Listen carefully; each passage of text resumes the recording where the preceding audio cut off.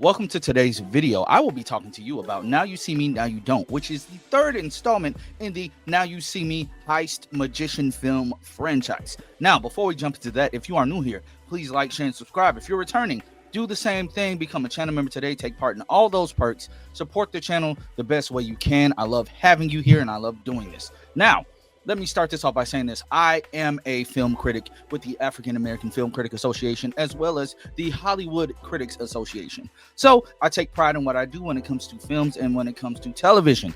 This film, Now You See Me, Now You Don't. I have always been a fan of the franchise. These films aren't amazing.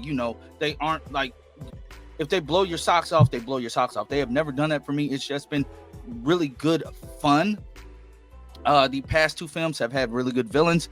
In this one, the villain was kind of lackluster, if I can say that. The villain was kind of lackluster to me. I don't really care for her. I don't really care for her at all. She's played by Rosamund Pike. Wonderful actress. She was, she did great with what she was given, but she just didn't give big bad for me. And I know a lot of you may say that's a pretty low bar because of what these films essentially are. But the past films, the villains have been better. And that's not saying a lot because, like I said, these films never really blew my mind, if I could say it like that. We have our returning horsemen. Jesse Eisenberg, Woody Harrelson, Dave Franco, Isla Fisher, and Lizzie Kaplan. We have the returning ones. Morgan Freeman also returns as well. Michael Caine did not because, he retired in this. Also, Mark Ruffalo shows up towards the end of this film as well in a hologram thing to recruit them for their next mission. So I'm pretty sure that I heard that the script for the fourth Now You See Me film is coming, and we have a bigger cast with new horsemen. Justice Smith, I've always been a fan of his. Dominic Sessa, never really seen him in anything before this. And Ariana Greenblatt, I've been a fan of hers. You know her as young Gamora, and in other things. She was in the Barbie film. She's been on the rise. She has been on the rise in Hollywood, and I love to see her career trajectory just shooting upward. She does a wonderful job with what she is given in this film. The whole new trio does. They really do a good job. They even stage a fake Four Horsemen's magic show to to drain the pockets, I should say, of a corrupt owner of a cryptocurrency exchange. And they do a wonderful job. The deepfake is really, really, really good. And that really caught my attention with what they are doing. But this entire thing, it brings back the five horsemen, I should say. Well, four originally, and then the fifth one comes into the fold towards the middle of the film. It brings them back together. And, they take these new guys under their wing, but they don't really need to because the new horsemen, they have been doing a pretty good job of what they have been given. And I don't want to spoil anything because I know a lot of you may have not seen this film. It's a lot of movies coming out within these next few weeks, and this one may be low on the totem pole. But I will say Justice Smith's character,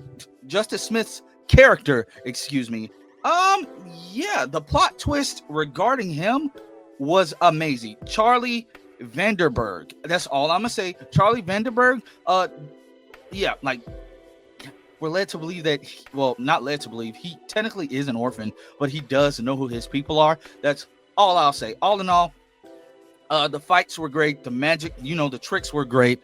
But I would have to give this film a good 7.5 out of 10, where all the magic and stuff is cool to see. Is the villain, Rosamund Pike's Veronica Vanderberg, the matriarch of a diamond company, money laundering. I get that's what the horsemen do. They stopped corrupt businessmen. This is where this whole thing started. They stop heists. They end up being the villain. They end up being the heroes, I should say. They stop heists, end up being the heroes. But it's only so many times that you can repeat the same type of story. I want to see more stakes.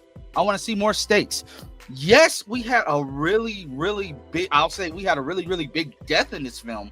But at the same time, it didn't oh, dang, really? When are the horsemen get in danger again? But they survive. When is it going to be stakes in these films? And I know I'm expecting a lot from a heist film about magicians. But do you get what I mean? I give this film a 7.5 out of 10. I don't hate it, but I don't love it. It's just a fun time at the theater. It was a fun time at the theater. There have been better films. Would I go see this again in theaters? Probably not. Probably not. Probably not. I will wait on it to come out on streaming or get the DVD. Something along the lines of that. But all in all, I had a fun time. It was cool. It was cool. If you are new here, please like, share, and subscribe. If you like this review, like it, share it around, hit that comment section. Let me know what you think. Let me know your thoughts. If you have seen the film, if they differ, let's have a conversation about it. But until the next time, I'll catch you all later.